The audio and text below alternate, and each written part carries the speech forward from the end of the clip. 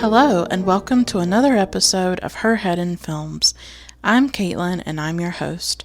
On this podcast, I share my personal thoughts and feelings about the films that I watch. They tend to be mainly art house and world cinema. What makes this podcast unique is that I weave together my life experiences with an in-depth discussion of the films that I love. I explore the impact that cinema has on me and why I connect so deeply to it. As I like to say, my head isn't in the clouds, my head is in films. Many years ago, one night, I was watching Turner Classic Movies, and I came across a film called Brief Encounter, directed by David Lean, and it came out in 1945. And that is what I'm focusing on for today's episode.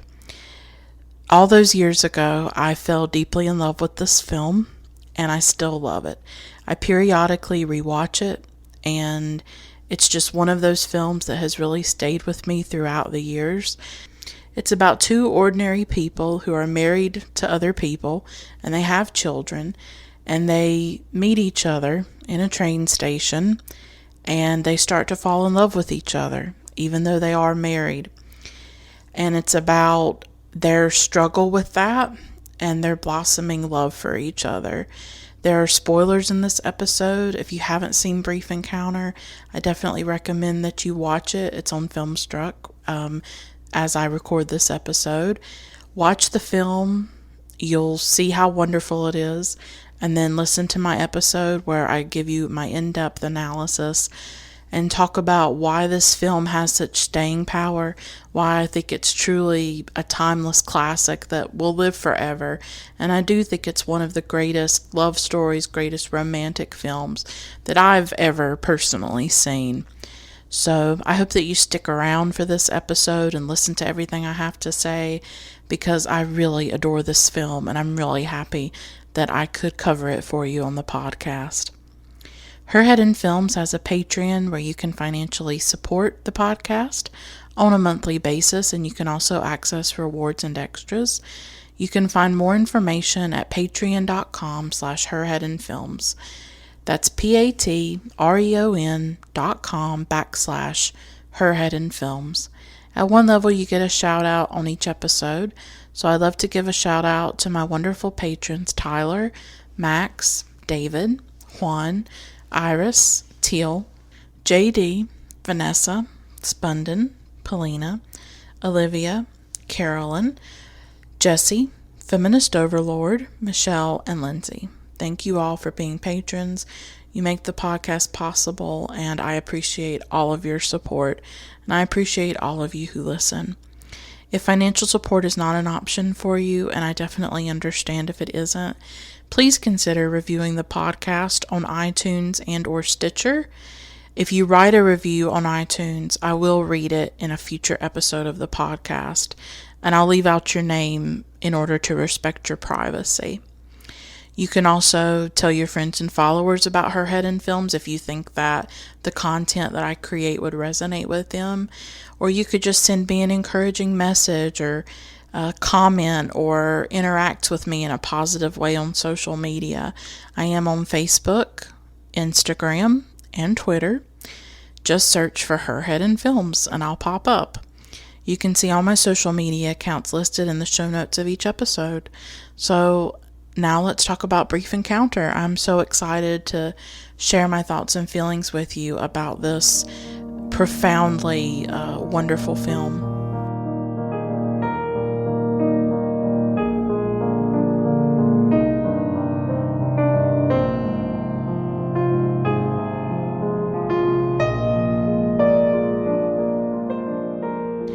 I don't know if there is such a thing as a perfect film, but I do think that Brief Encounter comes as close as we're ever going to get to a perfect film. It feels that way to me.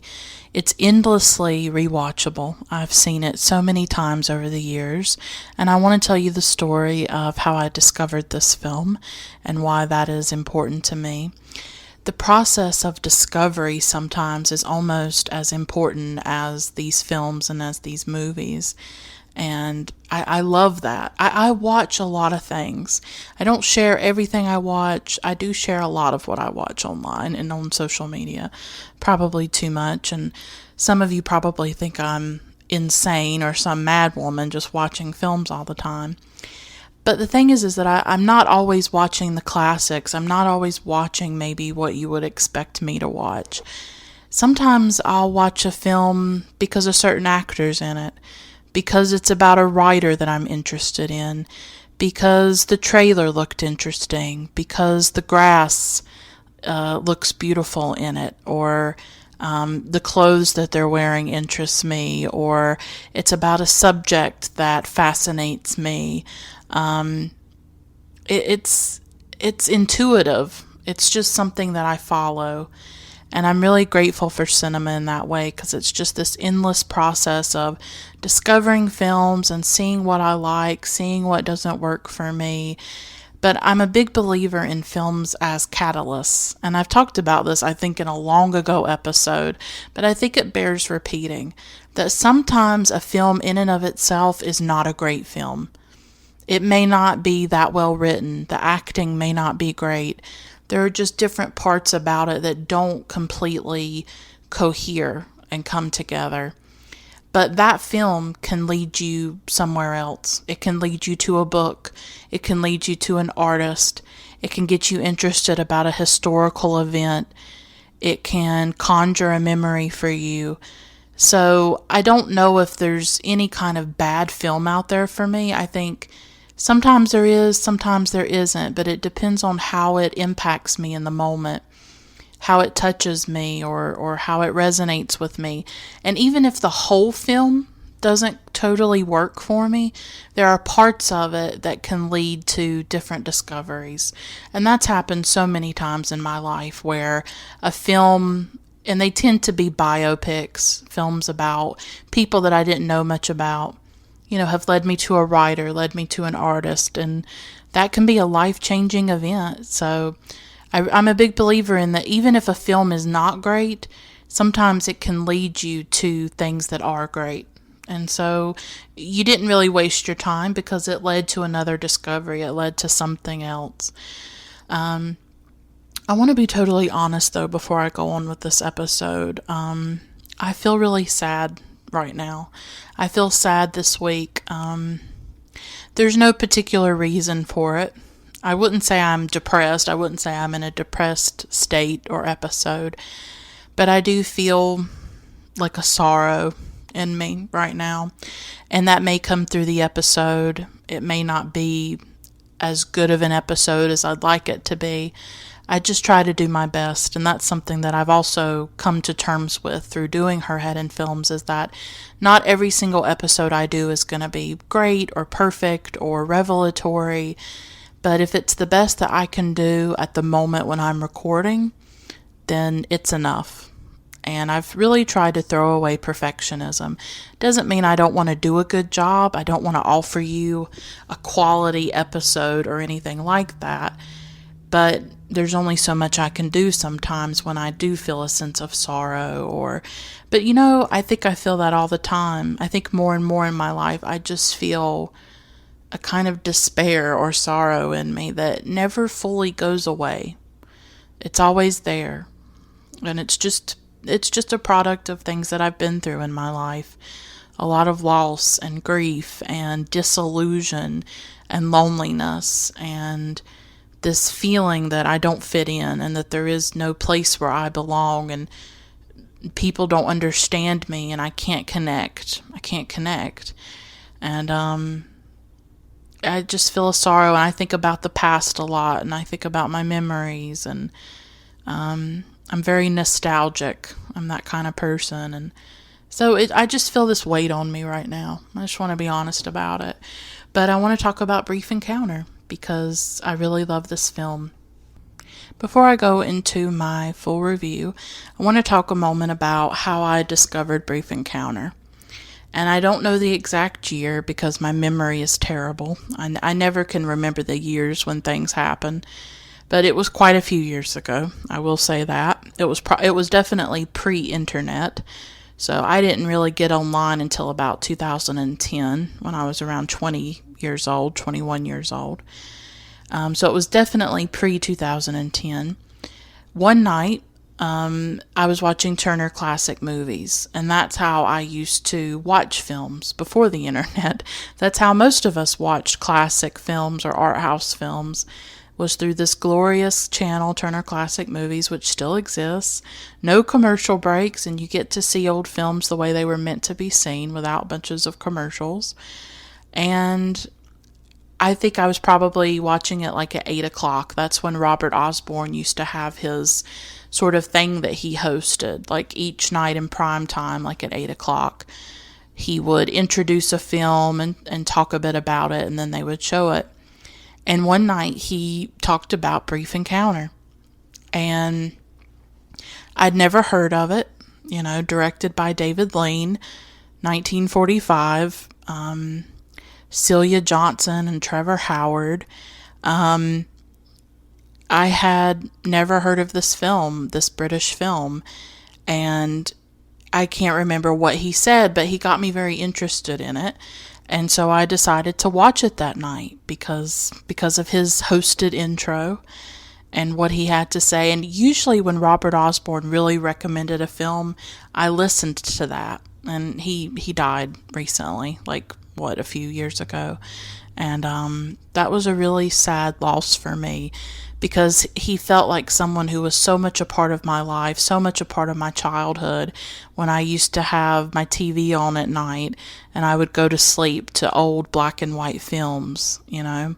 That's what I used to do. And the TV would be flashing those beautiful black and white movies and those beautiful stars on the screen, right? And so when he died, it felt like part of that died in a way. It was just another reminder that I'm not a child anymore and that my childhood is gone. I hate those reminders. I can't handle them at all. They make me really deeply, deeply sad. I think I'll always be deeply sad about that, about losing my childhood, about that part of my life being over and losing so much. And so it was really hard when I heard that he died. But he changed my life in so many ways. The films that he recommended on Turner Classic Movies. He's the person that got me interested in The Passion of Joan of Arc, which I have an episode about, which was a really important film to me. It really inspired me, and it was just such a revelation to me, and it got me interested in art house cinema. It definitely changed my life. And Brief Encounter, that kind of film for me. I watched it and I was just smitten, and I was so in love with it. And it's one of those films that you definitely want to recommend to people if they don't know about it. I'm not quite sure how famous the film is outside of Britain. I know that within Britain it's quite popular and quite well known. But outside of the UK, I'm not sure. I don't know if people know it as much as they should here in the United States. And to me, it is just a glorious film and as close to perfection. Maybe it is perfect. Just everything about it is so perfect. That is the word that, and I don't say that a lot about films. I do not say that a film is perfect, but this one, just everything about it comes together for me. So I just wanted to tell a moment about, seeing it on Turner Classic Movies, and ever since then I've watched it many times. It's one of those films I never get tired of it, and I always like watching it. And I knew I really wanted to revisit it for the podcast, and I wanted to talk about it with you. So it was released in 1945, but it's actually set in 1938. It's set in the time before the war, which I think is important because it means that these characters do not have that existential threat, the horror of World War II happening, which was quite devastating for Britain and quite devastating in London. There's not that bearing down on them. They're just able to be regular, ordinary people in a time where there is not war. and it's directed by David Lean. I've seen a few David Lean films. I've seen this. This was obviously my first film by him. I've seen The Passionate Friends, which is a very lovely film and very visually beautiful. And I have covered another film by Lean on the podcast, and that's Summertime, which stars Katharine Hepburn, which I definitely recommend to you, especially during the summer. It's the perfect summer film, I think, and Katharine plays a spinster, I guess you would call her, who goes to Venice, Italy, and she falls in love, and it's in this glorious Technicolor. It's a beautiful film, and I talked all about it in my episode dedicated to it. So those are the 3 David Lean films I've seen, and this is one of his many collaborations with Noel Coward, and they did quite a few films that Noel wrote and that were based on his plays. Brief Encounter itself is based on the Coward play called Still Life, so it's adapted from that. And in a nutshell, it's about a woman. She's a wife and mother of 2 children. Her name is Laura Jessen, and one day at a train station, she meets Alec Harvey, Dr. Alec Harvey, who is also married with 2 children. And over the course of the film, they end up falling in love with each other.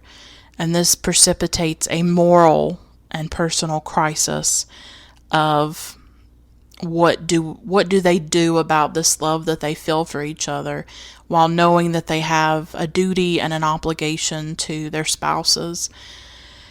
And the film is really about that struggle and that conflict for them, especially Laura. This film really focuses on Laura's perspective and her life. And throughout the film, she's actually narrating in her mind the affair that she's had with Alec. I mean, I don't know if you can call it an affair. They never sexually consummate the relationship. They never have sex with each other, but in every other way it is an affair. You know, they kiss and they share intimate details about their lives, and they are, you know, doing all of this in secret. And she's actually telling her husband about it in her mind. Everything that she wishes that she could say to him, and the torment that she feels, because this film is about ordinary, good, decent people. People who would never imagine leaving their families or leaving their children. And it's about the emotions that come out of them because of what they are doing, but also their resistance to what's happening and their knowledge that they cannot be together. They just can't. They have an obligation to their families, and they can't even conceive. Laura especially just cannot conceive leaving her children and leaving her husband. So to me, this is a deeply romantic film. It's a film about intense and passionate love that sort of takes you over, and how intense and life-changing and almost violent it can be to your sense of self, to be so consumed by another person. And for people that didn't think that could happen to them, you know, Laura didn't think she could fall in love this way, or that she could feel this way. And it's strange to call it a romantic film in a way, because actually these 2 characters are doing something wrong. You know, they are cheating on their spouses. And yet it is a deeply romantic film about unexpected love, but also 2 good, decent people who do not act on it, you know? So there's that conflict in the film as well. But I do love that it's from Laura's perspective, and that it's about her inner life and what she is feeling. And there's always that conflict between who she is on the outside with her properness and her politeness and all of that, and then all these violent things that are happening inside her mind and her body, all these emotions that she feels, you know. And through the voiceover, we're given access to those emotions. But Celia Johnson, as Laura, also conveys those emotions through her face and her eyes. And I think she gives a masterful performance in this film. The things that she's able to convey with her face and her body. I mean, if somebody's thinking of becoming an actress or whatever, like, I think this would be a performance to watch. It's a performance in subtlety, but also in complexity, because so many different emotions will come over her face. I never get tired of this film, and it begins in a train station. Much of it takes place in a train station.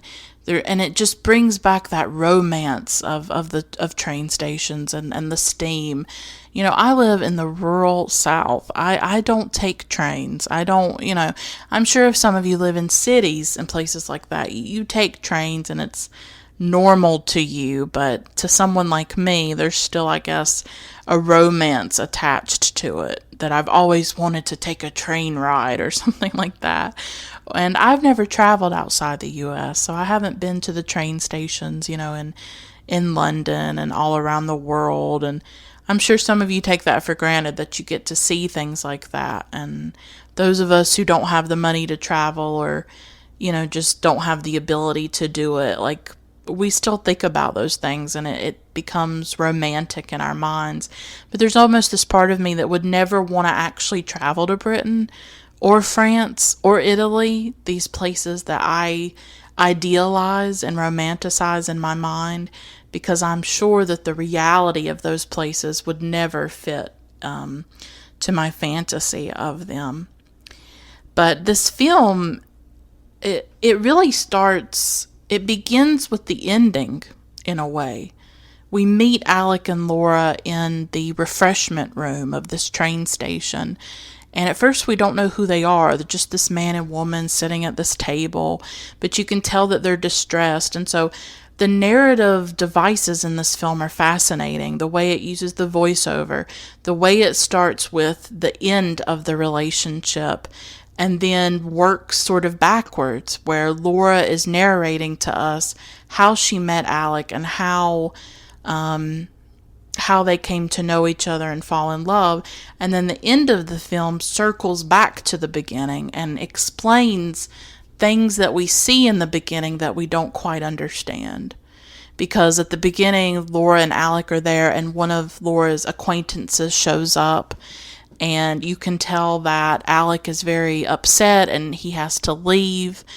And you can tell that both of them are distressed, but they're not able to share it, And so he leaves, and it's very sudden. And we can tell that Laura is overcome, that Laura becomes sick. She's overcome and she's devastated. And the brilliance of the opening is that it pulls you in, because you don't know yet. You don't know who this woman is. You don't know who the man was. You don't know their relationship to each other, and you don't understand why she is so sick and not feeling well. And so you're immediately intrigued by this situation. And I think that was a really brilliant thing on the part of Noel Coward, the way he wrote it and the way David Lean filmed it. And I linger on this for a moment, because I think that this is a simple story in a lot of ways. This is a story about two ordinary people who fall in love and can't be together. It's a romantic film, but it's a heartbreaking film because the two of these people can't be together. But at the same time, in order for them to be together, they would have to do things that are against their morality and against who they are.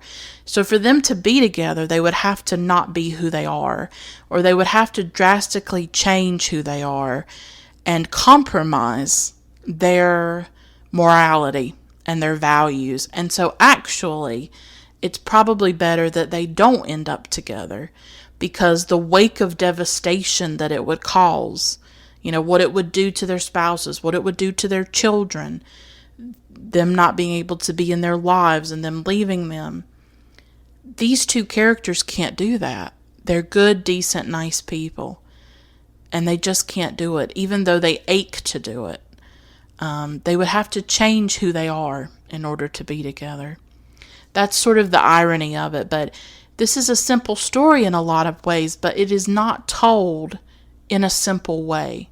I think it's actually told in a really brilliant, innovative, interesting way. The way it circles back, the way it uses voiceover, the way it takes us into Laura's inner life.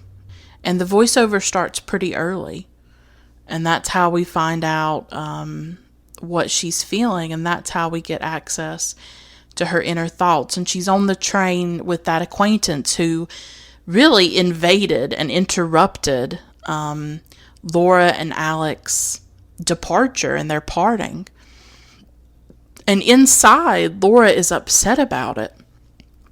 You know, she's upset that that was taken away from them, and she wishes this woman would shut up. She even says that she wishes she would die, and then she regrets saying that because she's so polite. And she has this really beautiful monologue. She's just sitting there looking so miserable and in so much pain, you know, and we don't yet understand why. And it's not until the end that we understand just how much turmoil is going on inside of her. But in this monologue, we get an idea. And I have to quote this because it's gorgeous. The writing in this film is stunning. She says, quote, "This can't last. This misery can't last. I must remember that and try to control myself. Nothing lasts really. Neither happiness nor despair. Not even life lasts very long. There will come a time in the future when I shan't mind about this anymore, when I can look back and say quite peacefully and cheerfully how silly I was. No, I don't want that time to come ever. I want to remember every minute, always to the end of my days," unquote. So it's like this love affair that she'll have to keep hidden for the rest of her life. And actually, as I just read that, I got to thinking, it reminded me of The Bridges of Madison County by Clint Eastwood, and stars Meryl Streep and Clint Eastwood. And don't even act like you don't like that film, okay? I love The Bridges of Madison County. That might be one of my favorite Meryl Streep performances that nobody talks about. And if you've seen the ending, it's too much. It makes me cry every time. I love The Bridges of Madison County. I've even read the book, okay? I just love that film. But it's something similar where the Meryl Streep character has this affair while her husband's gone, and she has this affair with the Clint Eastwood character, and it's only for a brief time. And she has this chance where she could leave and she could go away with him and she could leave her family, and she doesn't. She stays and she does the right moral thing. And then she writes a letter to her children and tells them about all of this. And so in a way, it sort of reminds me of that just as that Meryl Streep character kept this love affair hidden from her family, I imagine that even though the film doesn't follow Laura into the future, into the rest of her life, that is what she will do with this affair with Alec. That it's something that she doesn't want to forget. You know, that even though it's caused her pain, and she certainly wants the pain to end, she does not want to lose the memories of this love affair that she had and what she felt with Alec. So she goes home and she's sitting with her husband Fred, and they have a very sedate, ordinary life. He's just sitting there doing the crossword puzzle, and it's just so interesting how she's sitting there and she's feeling so much inside of her, and he can't even tell, you know, she's hiding it, and he's not really trying to, you know, figure out how she feels. For women, I think we get this stereotype of women as being very emotional and very this and very that, these stereotypes. And I think for a lot of women, our emotions still stay inside of us, you know, that all of us have inner lives, and I'm not talking just women, you know, men too, all kinds of people. Like, often there's so much more going on inside of us than we ever show other people. And that's a fascinating part of this film too, is what is hidden inside of us and what we share with others, and how on the outside we can seem calm and normal and okay, but then inside we are just losing it the way Laura is, and in so much pain and misery. And I often have felt like I've, hidden my emotions and done things like that. And you definitely get that from Laura. And she's sitting there with Fred and she can't talk to him. She can't say any of the things that she truly feels. So she starts to narrate the story inside her mind. And throughout the rest of the film, we're told this story through Laura's perspective and through her mind and her feelings and her thoughts. And it's actually a really beautiful film about a woman's life, a woman's inner life. And that's a big part of why I love it so much, is that I guess they could have told the story from Alec's perspective, couldn't they? Or from both of their perspectives. But they chose to tell it from Laura's, and I think that makes the film a lot stronger. And in her voiceover, she talks about how she always thought that their life together would be enough, but that meeting Alec and falling in love with him over the last few weeks has shaken her confidence in that she realized that her life with Fred was not enough. And she knows that she can't tell him. She can't even tell them once they're older, because if she tells them when they're 60 or 70, then he'll look back on their life together and question everything about them, He'll question her love and question all of that. So she can never tell him. She can never tell anybody. And she says, quote, "I didn't think such violent things could happen to ordinary people," unquote. And of course, that's what this film is about. It's about violent things happening to ordinary people. People who would never think that they could fall in love, or they could cheat on their husbands, or they could have an affair. And yet this is what happens to Laura. And yet I think this monologue and this voiceover is also a way not just for her to unburden herself to Fred in a way that is not going to get her in trouble. It's almost like she's confessing without actually vocalizing it or speaking it. She's just confessing in her mind. But it's also a way for her to relive her last few weeks with Alec. Because now Alec's gone. He's going to Africa. She's not going to see him again, most likely. And so through this monologue and through talking to Fred in her mind, she's able to relive the romance and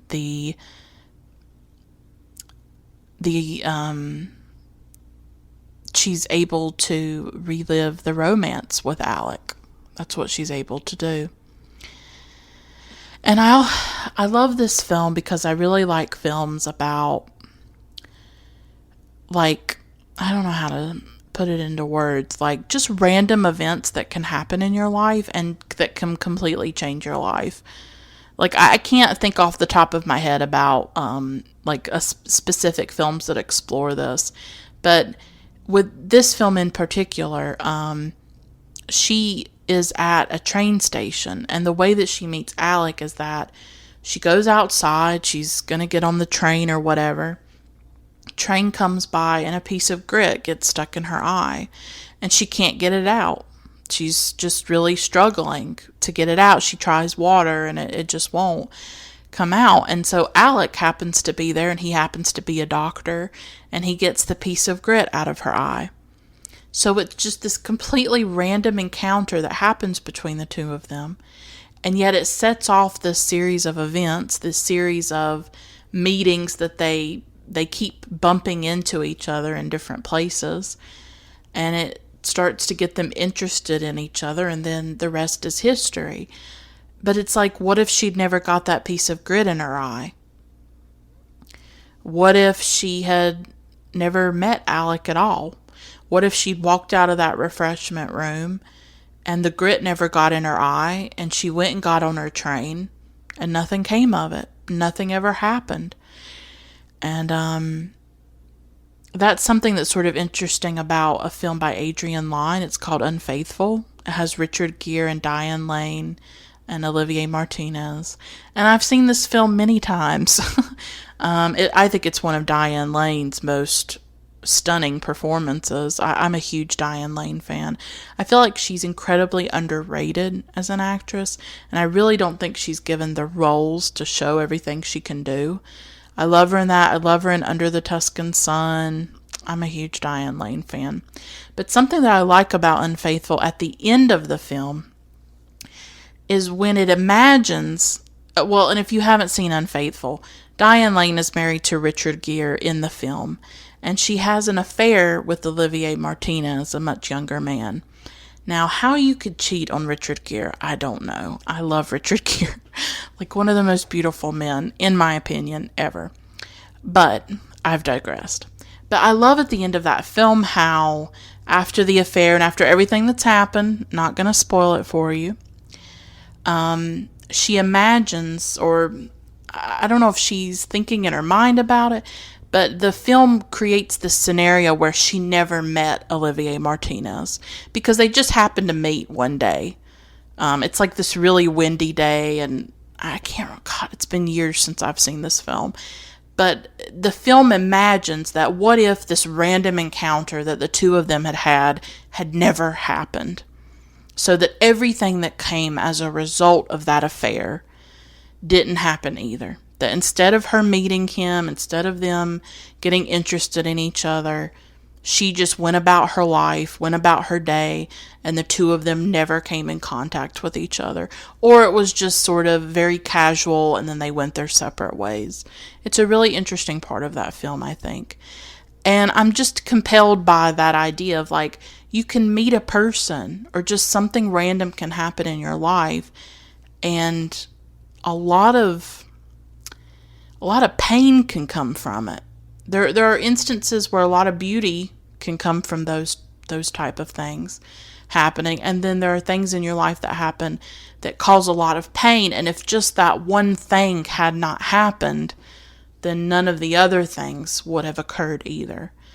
And so she just gets this piece of grit in her eye, and everything else comes from it, you know? And he's able to remove it, and he leaves. But then at another time on the street, they randomly run into each other. They say hello. But after that second time, she already starts to think of him. She's at the train station that evening, and she watches a train go by, and she starts to wonder if he's in there. So she already starts to sort of dream him in a way, to start to dream this relationship that eventually does happen. He's starting to creep into her mind in a way that I'm sure she probably never expected. And then once they really start to get to know each other, it's one Thursday when she's at a restaurant. And of course, it's full, except for her one chair at her table. And Alec shows up, and of course, he sits with her. And they talk and they laugh. And she talks about how every Thursday she goes into town and she does her shopping, and she returns her library book, and she goes to the movies. And that's sort of her weekly ritual that she does every Thursday. You know, she's just such an ordinary woman. You know, your ordinary, typical housewife. But it's important to not stereotype people or generalize about certain groups of people.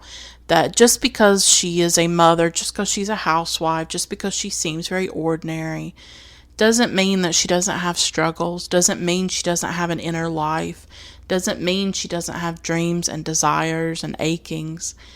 And she's so much more than that, obviously, through this voiceover. We get to know her emotions. And Alec asks if he can come to the movies with her. So that's really how it all begins.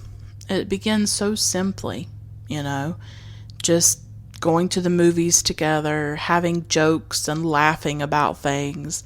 Because that's what's really beautiful about their relationship, is that they kind of bond through laughing and just noticing the same things and they have sort of an immediate comfort with each other, an immediate intimacy with each other.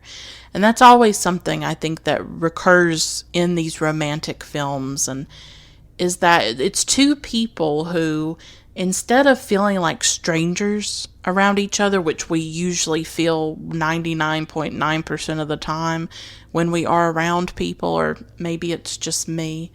I'm not very good at social situations, and I have really bad social anxiety. But often, and this is what I love about romantic films actually, is that I love how when these two characters meet, usually, whether it's a man or a woman, or two men or two women, there tends to be an immediate comfort level. Like, they just immediately bond through something, through a shared joke or whatever. And it just starts from there. That I think the way that you open up to people, or that you connect to people, is through feeling comfortable around them. It's feeling like you can share your thoughts, share your feelings, And you get that with Alec and Laura pretty immediately, And later on, they are at the refreshment room at the train station and having tea and pastries. And he starts to talk about what he does, and he's a doctor, and he believes a lot in preventive medicine instead of looking for cures, that it's better to try and prevent disease. And that's actually really relevant to like now. I was thinking about that when he was going on about preventive medicine, because that's something that people have been talking more about lately, is how do we prevent getting illnesses or diseases in the first place? What things can you do to prevent it, rather than just trying to come up with a cure or focusing just on curing things? So that was actually pretty relevant, I thought. And he specializes in a lung condition that involves inhalation of dust. And he goes to a local hospital, and he observes coal miners who happen to have this condition or something like that. And as he's talking about this, he's very passionate about what he does as a doctor. And he actually believes that doctors should be guided by a sense of duty and a sense of goodness, of wanting to do good in the world. And Laura is just taken by him as he talks about this. And she says that he looks like a little boy. And she just says it. She's just met him. But they've already gone to the movies, and he's talking in front of her. And you can tell that she just is starting to feel something for him. And that I think she sees a goodness in him. And I think that that's the moment she really falls in love with him. That she starts to feel something that she had not expected. And it's just strange how those moments can happen. And he wants to see her again. And her sense of duty kicks in, and she refuses. And something I noticed throughout the film this time watching it, that I don't think I had maybe noticed as much the other times I watched it, which has been many, many times, is the way that Alec is really the instigator of all of it. That he is the one sort of egging everything on. I'm not saying that Laura is not a participant. I would never say that. But he is the one that asks to go to the movies with her. He is the one that says he wants to see her again, even though she refuses at first and doesn't want to, or doesn't seem to, because she's in conflict about her values, that she knows she shouldn't see him again. But he insists, he doesn't back off when she says no. He pushes it. He says, well, I want to see you again next Thursday, same time and same place. And she relents. She gives in. I'm not saying she doesn't want to give in, but it's just something that made me a little bit uneasy, I think. I don't know if uneasy is the right word, but it occurred to me as I was watching. I was like, oh, okay, he's the one that's sort of insisting on a lot of this stuff. He's pushing back against her when she kind of doesn't want to do things, but she usually gives in to it. And I'm not sure how I feel about that. I'll just be honest. Yeah, it's just something that I noticed. Not saying she doesn't want him or that she's not an active participant in this, but I just noticed throughout the film that it was more him egging it on, him insisting, and her being the one to say, "Oh, we shouldn't do this. Oh, this is wrong. We have spouses, we have children."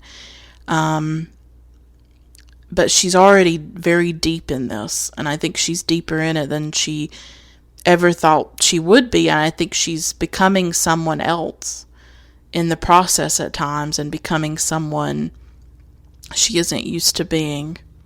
And when they part that time, there's this really powerful scene, I think, where Celia Johnson is really masterful, and she watches his train leave, and you can see everything on her face. You can see the longing, and you can see the confusion that she feels about what she is feeling, how intense and how powerful it is for her. And I think it starts to dawn on her what they are doing and how wrong it is, and also how dangerous it is. She feels the danger. That's what she says. She actually uses that word. She knows that if Fred was to find out, if friends were to find out, that this would be terrible, that this could endanger her marriage, and that this would absolutely be seen as crossing a very important line. So she feels a lot of conflict about it. Later on, she goes home and she does mention Alec to her husband.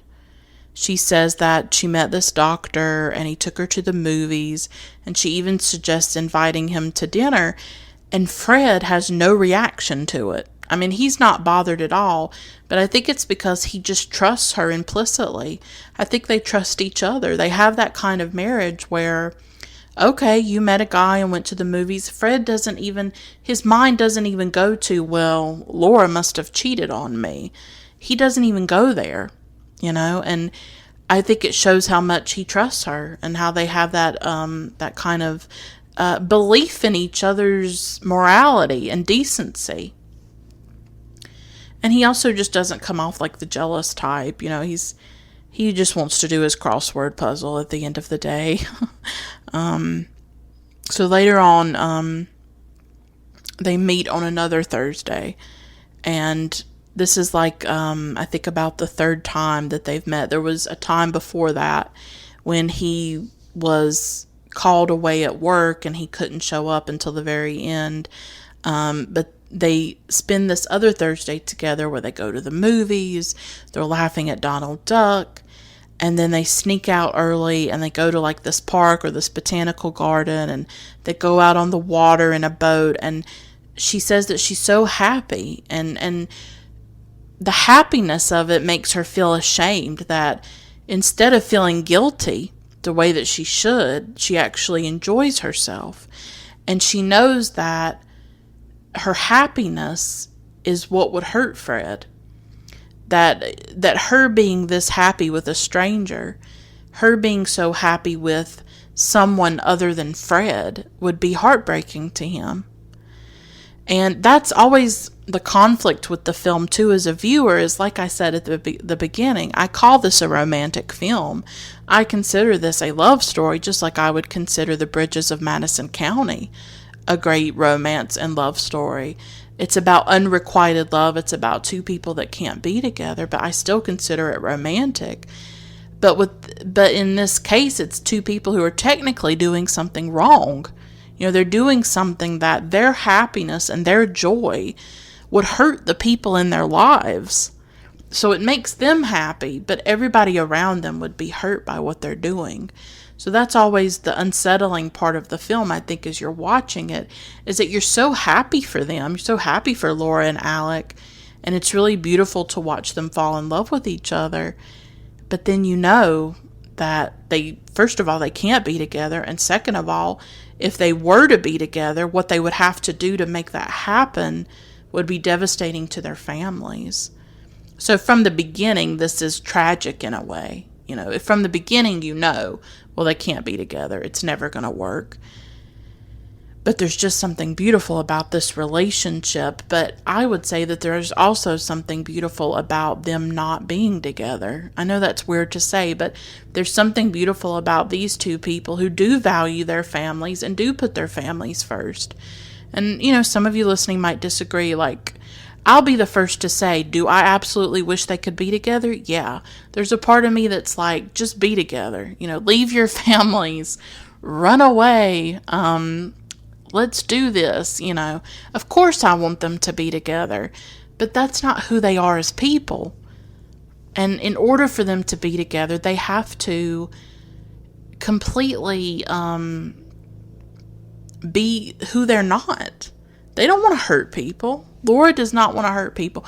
I think maybe Alec could. I think maybe Alec could leave his wife and kids. But I can't imagine Laura ever doing it. And how would that taint the relationship? Say they did leave their families and end up together. We had a brief encounter too. Thank God there was no sequel. Thank God. Nobody needs to remake this. Nobody needs to do a sequel to it. Leave it alone, Hollywood, please. Well, actually, I read that there was a TV movie version made of Brief Encounter. I think it has Sophia Loren in it. And that really shocked me. I was like, really? Okay. Yeah, no. Please don't do that. Please don't touch this film ever. But say they ended up together, well, I really think Laura would just be eaten alive by guilt. And she would be tormented by what she did to her family. Either way, she can't win.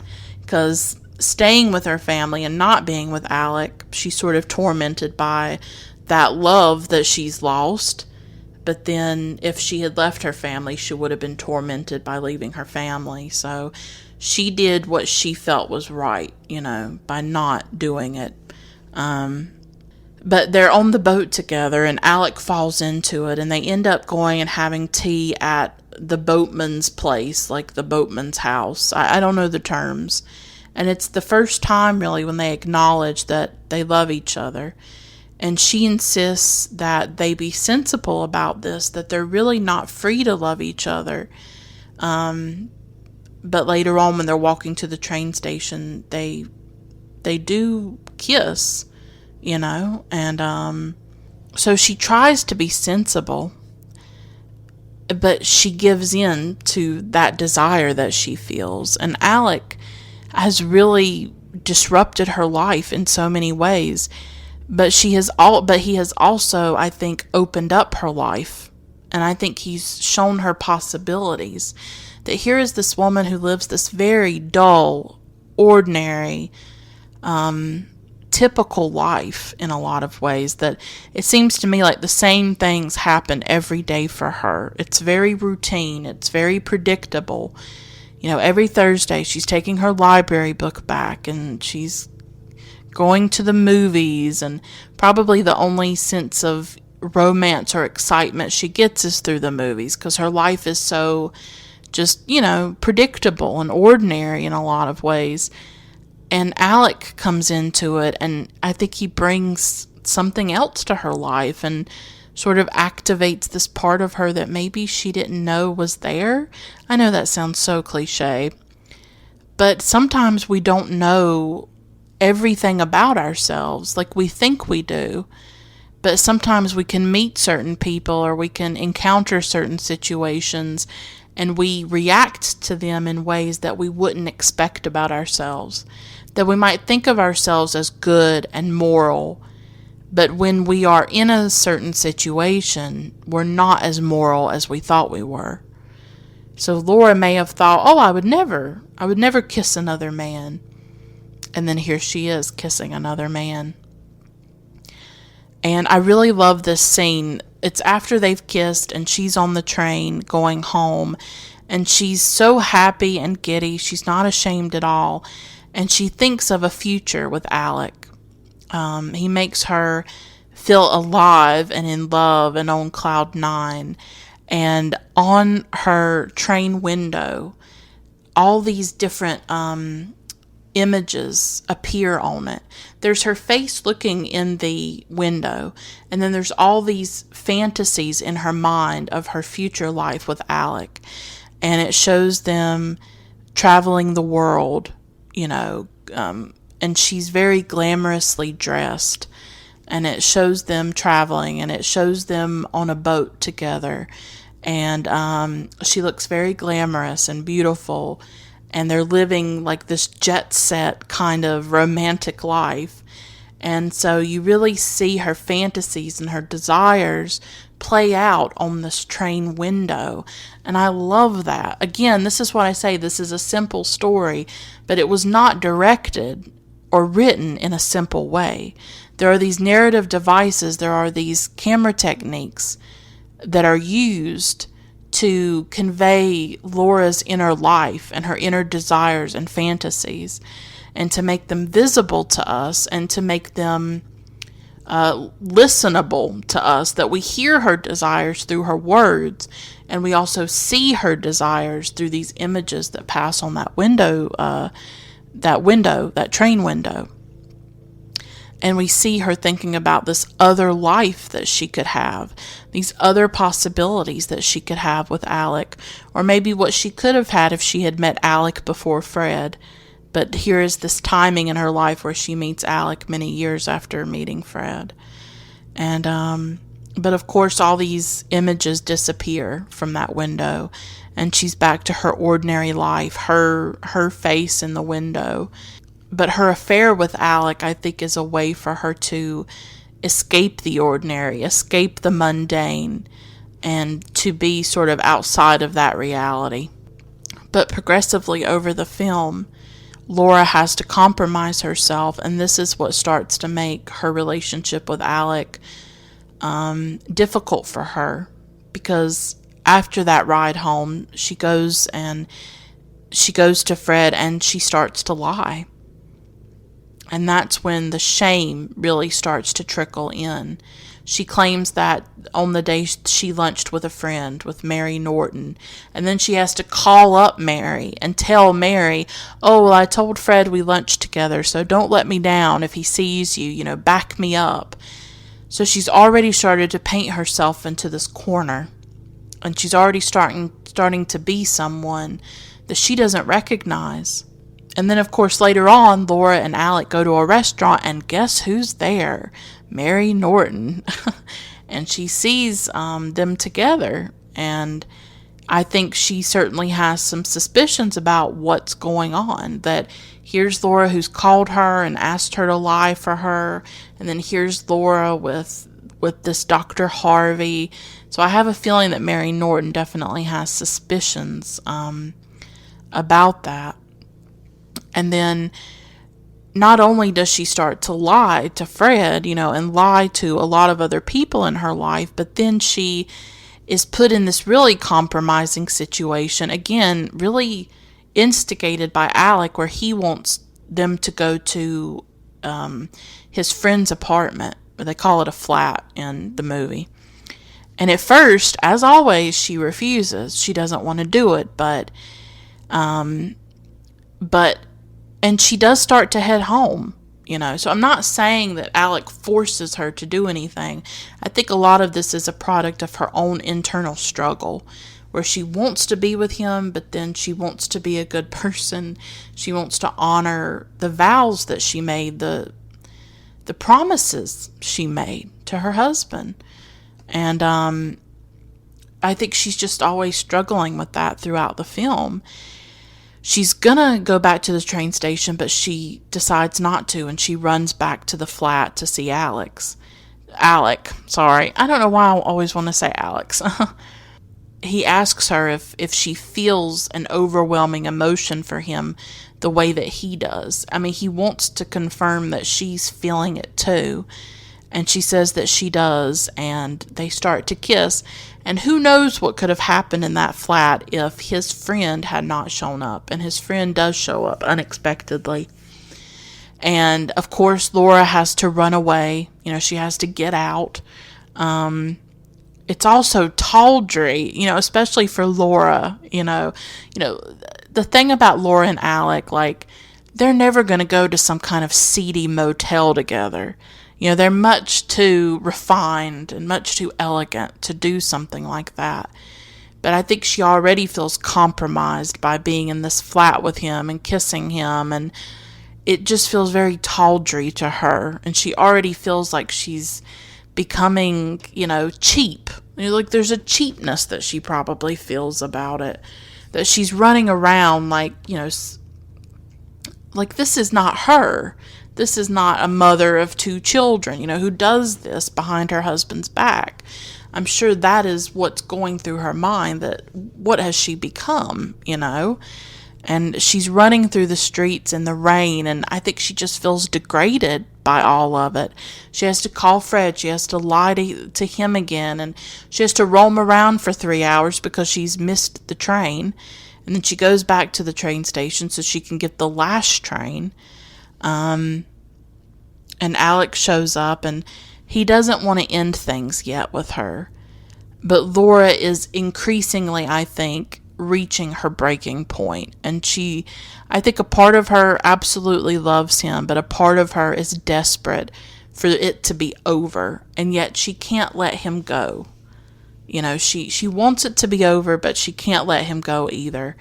Her love for him and her passion is just too great and too strong.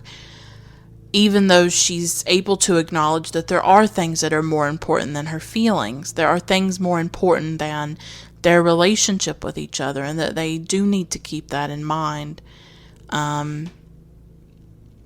There's really who they are together, and then there's the lives that they have to lead apart. And those things are always clashing and are in conflict. There's her sitting with Fred while he does the crossword puzzle, and she puts a record on so that she can hear music. And then there's her with Alec in the flat kissing, And these 2 parts of her are completely diametrically opposed almost. That this one woman is having to balance these 2 things, these 2 very different parts of herself. And she's having trouble doing that. She's having trouble being this dutiful wife, who keeps the house and takes care of her children and her husband, and then being this woman who is with Alec and who is lying and who is betraying her husband, and hurting him through what she's doing, even doing something that would hurt him if he knew about it. So it's this really complex portrait of a woman in turmoil, a woman on the edge, really, a woman at her breaking point at times. And Alec tells her that he's been offered a job in Johannesburg, South Africa, and he's going to take it. He knows that it's really the only way out for them, that he has to leave, that they can't be together, and it's tormenting her, and they're both being torn apart by this. And I tell you, if I love anything, I love a tormented love story. I'm terrible, I know. I don't like the happy endings. I am drawn to these like tormented love things. Like I'll watch movies about love triangles and like people who can't be together and unrequited love and all kinds of things. Like I'm sick. I know. I don't watch the Hallmark stuff, okay? I need like the heavy duty dark things. The tormented love. Yeah. I don't know why. That's just how I am. So, but he wants to meet her one last time next Thursday before he leaves for South Africa.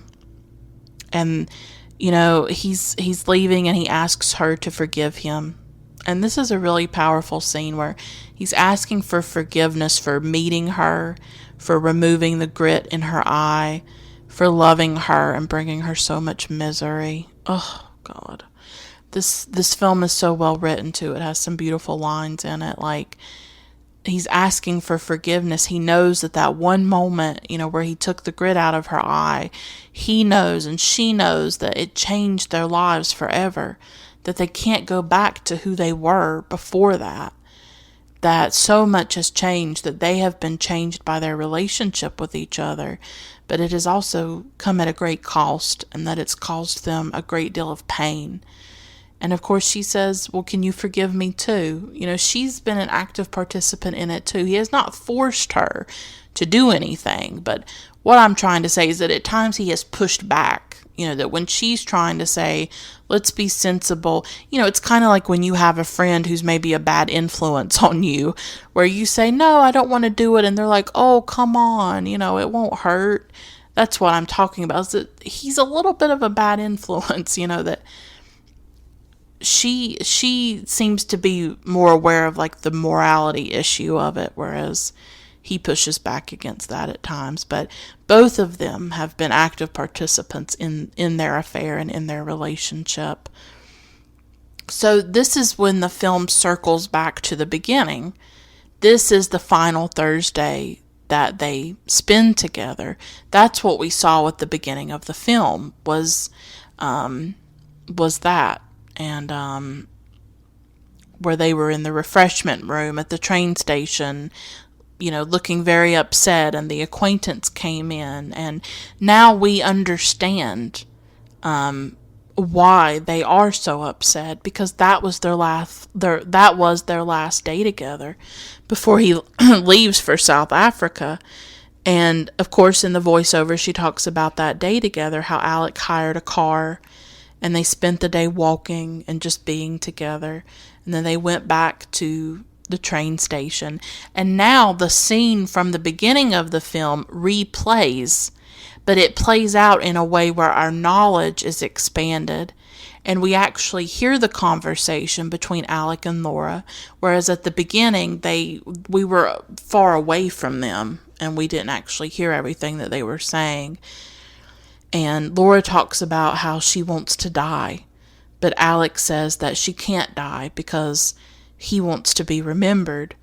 So both of them want to remember their love for each other. They want to remember this romance.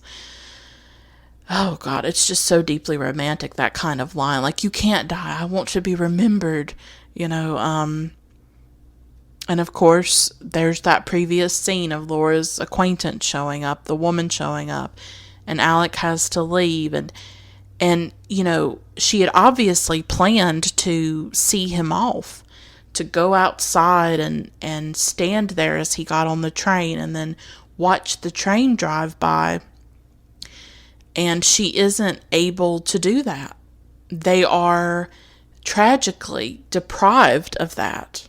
Deprived of parting and her seeing him off the way that she wanted to. And instead, they're forced into this situation where he just has to abruptly leave. And she can't follow him. She has to stay in the refreshment room. She can only sit there, and try to keep everything inside. And that's what's so amazing, I think, about Celia Johnson and Trevor Howard. But Celia Johnson absolutely carries this film and taps into, so much of the pain and so many of the emotions, that this whole film is about her having to contain explosive emotions, but also convey them subtly through her facial expressions. And she does that in this scene where she's sitting there at this table and she knows what's happening. She knows this is the last time she's going to see this man that she loves, and she can't move. She can't see him out. She can't go watch the train pass by. It's just over, and in the worst possible way. And you see it on her face. She's not able to hide it. They can't hide it completely, So he collects his coat or something, and he just briefly places his hand on her shoulder. Oh, God, it's too much. Like, that gesture, like when we had seen that gesture at the beginning of the film in the first scene, That was just a simple gesture, like, oh, a pat on the back or something. I'm talking about when you watch it for the first time. But then now, when you see that gesture, it is imbued with so much power and meaning of this is the last time he will touch her. This is the last time they will be in each other's presence. This is the last time that they will be together in the same room. I mean, maybe one day they'll see each other on a street corner and pass each other by and wave or give a nod if he comes back to London. And maybe she'll be with her 2 children or with Fred, and she'll just look at him and he'll look at her. Oh, God. Just because she got a piece of grit in her eye. You know what I mean? Like, but that one gesture of him placing the hand on her shoulder, I go to pieces. I go to pieces over that. And he walks away. He walks out of the room. And he's gone. And she just has to sit there and accept it. But she can't. She hears the train. And while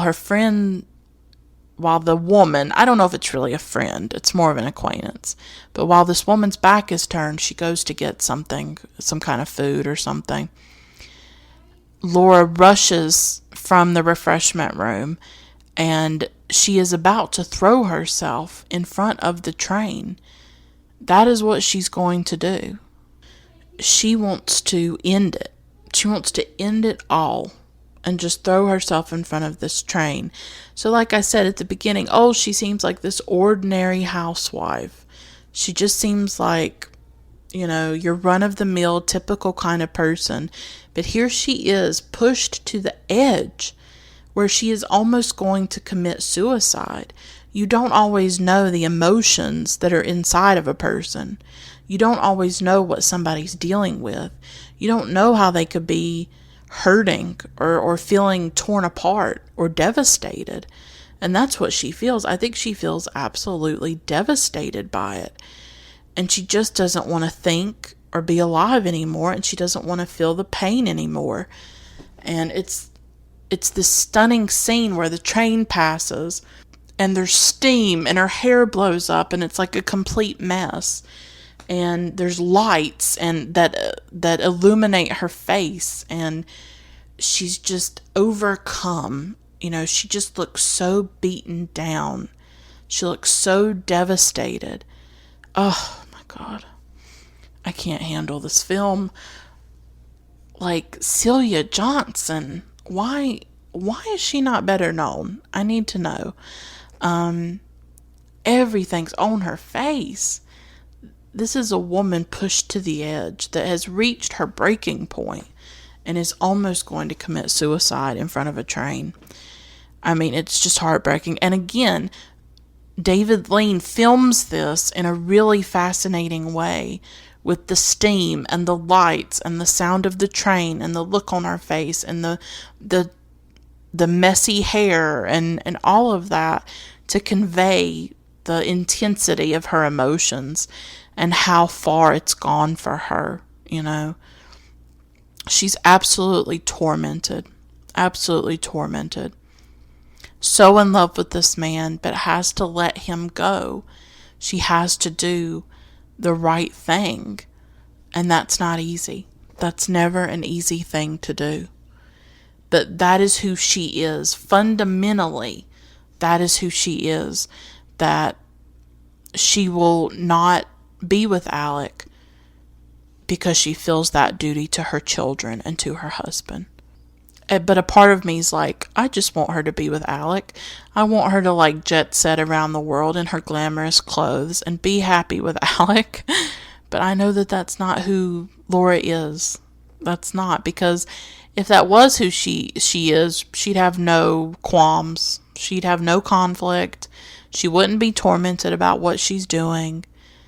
But she is. She's a decent person, for better or worse, because I want these two people to be together. And every time I watch it, I know that they're not going to be together. I know how this goes. But there is just something really beautiful about watching the film, about watching their love unfold, about watching these two people who started as strangers become people who fall in love. And they do not consummate the relationship. They do not have sex, obviously. But they shared a deep emotional connection. And you can feel that. And I think he opened up possibilities for her, but he also brought in a lot of pain for her at the same time. That's why it's a difficult romantic film, and like I said before, where you're conflicted as an audience because you know what these two people are doing is wrong, and yet you do want them to be together. And so at the end, we're back in the living room with Fred, the place where she's been narrating this entire story in her head, going back through the last few weeks, the meeting of Alec, their Thursdays together, their kisses together, their parting at the end. And of course, she's told him none of this. He knows none of it. It's only her interior monologue, and she can't say any of it out loud, but she has said it to herself. And all of it has to be kept inside. And she'll have to bear that for the rest of her life. And maybe one day it will ease. Maybe it will. She says at the beginning of the film, this can't last. This misery can't last. Nothing lasts. In that beautiful monologue. But it may not last, but when you're in the pain of it, when you're in the intensity of it, it is shattering, And even though she hasn't said any of it, Fred can definitely sense that something is wrong, that something is not right. Finally, this man wakes up from his crossword puzzle. Because the whole film he's been very sedate, very distant,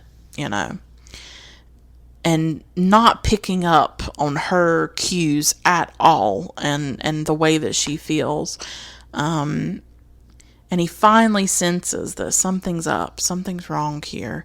The way that Laura is sitting there. And he can tell, I think, that she's struggling and that she's hurting. And he says to her that she's been gone a long time or something like that. Maybe he has felt that distance with her. And he says that he's glad that she's come back to him.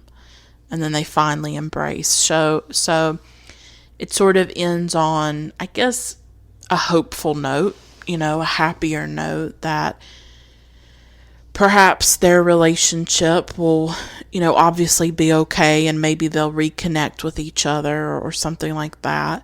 It's not really clear. We don't know. We know that Alec's going to South Africa, and she's going to accept the life that she has with Fred and her children. It's not the easy thing to do, but sometimes the right thing is not the easy thing. It's not. And I think I wonder if a film like this has the same power that it did in 1945, or even through the late 40s and the 50s, because nowadays, I don't know the statistics about divorce, but it's pretty common. A lot of kids grow up in a divorced household. A lot of people cheat. It's a part of life. It's part of the experience sometimes of a relationship. People don't have a lot of qualms anymore about cheating. It happens quite a bit. I wonder if people nowadays even can totally understand that sense of duty that Laura and Alec feel. I don't even know if that's relatable anymore. I think most people nowadays would be like, well, God, why can't they just be together? Why don't you just get divorced? Why don't you just leave your families and be together? And why don't you just think about your happiness? And especially here in America, it's all about make yourself happy, and we obsess with the individual and the self, and do what you want to do, and do what makes you feel good. And I'm not saying there's not morality in the United States. I'm not saying that, but there is a heavy focus on the individual and about what you want, And I think this film is obviously a relic from another time where these characters in particular did feel a sense of moral duty, and they did feel like they didn't want to break up their marriages, and that instead of putting their feelings first and their desires first, they were thinking about the unit of their families, especially Laura. She was thinking in a more communal way of, I don't want to hurt my children. I don't want to hurt my husband, who I do love. And that's where that came from, of not wanting to put her own feelings first. And I'm conflicted about it because obviously, I believe that women's desires matter, and, women should be able to do what they want in life. But for this character, that just wasn't her path. I totally wish her and Alec could have been together, but at that time, in 1938, when it is set and then it's released in 1945, that just wasn't the norm. I'm sure there was divorce, but I don't think it was very common.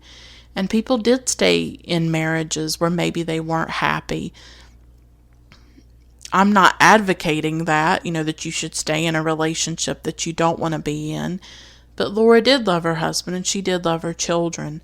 And so I don't even know if some of this can resonate with people now, because we live in such a different world. But I do think it has something to say about, thinking about other people and about how they could be hurt or how they could be harmed. That she didn't want to hurt her children. She didn't want to hurt her husband. And she had a sense of values and principles that she wanted to live by. And, I think that's admirable, and I think that matters, and I did think about throughout the film, I was like, God, what would that do to her kids? What would that do to her whole family? And then, of course, she would be judged by, the people in society and the different friends, and it would be really tough. It would be a tough thing for her to get divorced, and unfortunately, there would have been a stigma to it because of the time that she lived in. It would have been really complicated, but at the same time, you wish these two people could have been together and could have had a great love story. It only lasted for a few weeks, and they just fell so deeply in love with each other. And that's why I think it's a beautiful love story and a beautiful romance. But in the end, I think they did the right thing, even though it wasn't the easy thing to do, but to keep their families together and to maintain their own sense of decency, right? And their own sense of morality about what was right for them.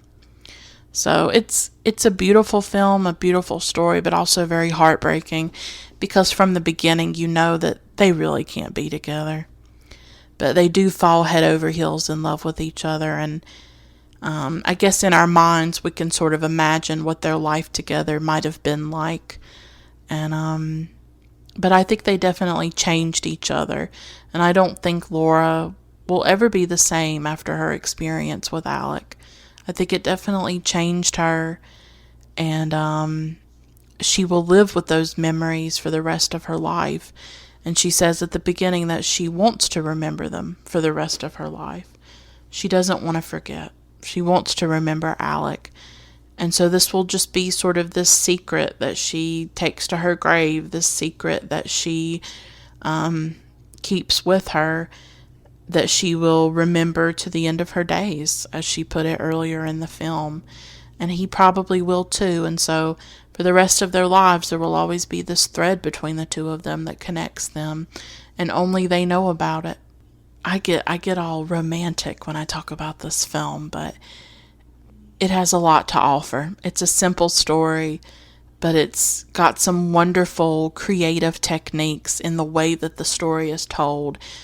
And to me, it's as close to perfection as we're ever going to get, I think. Just every single thing about it is just so wonderful.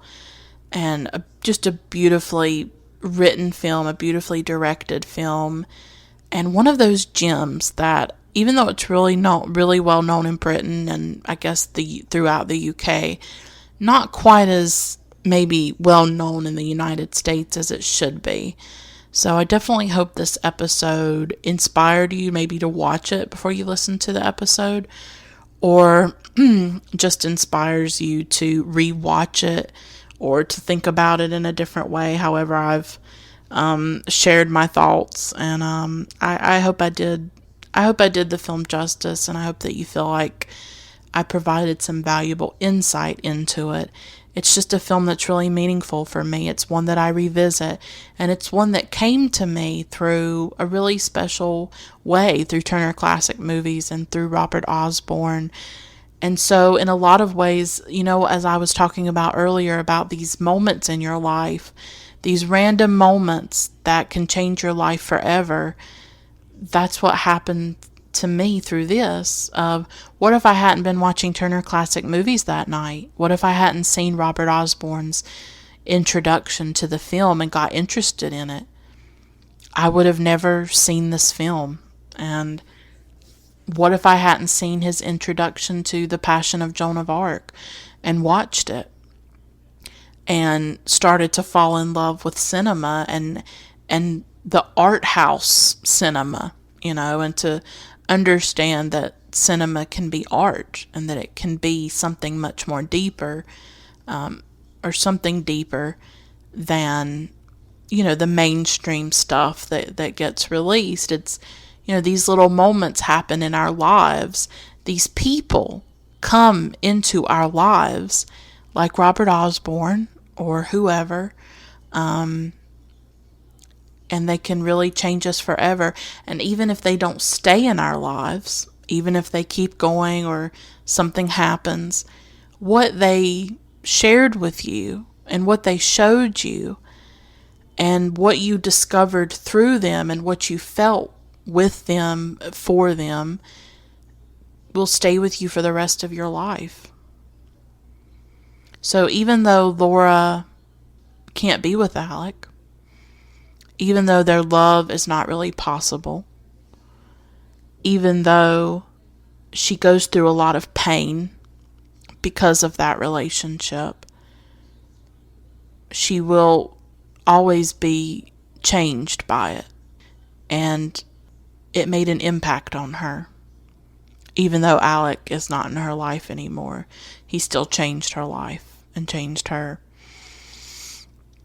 And so that's how I feel about cinema in general, that these films can come into our lives and they can change us, or they can lead us in different directions, like I talked about earlier, where even if it's not the greatest film, even if it's not A Brief Encounter, maybe it'll introduce you to a writer or a person or a concept or an idea or whatever. And that can lead to new discoveries, and that can affect your life. You never know. So I think the important thing is to be open to it, is to open yourself to discovery, to open yourself to these things, be open and be receptive to it. I think that's really important as well. So I've gone on about Brief Encounter long enough. Hope you enjoyed this episode. Until next time, keep watching great films. Bye for now.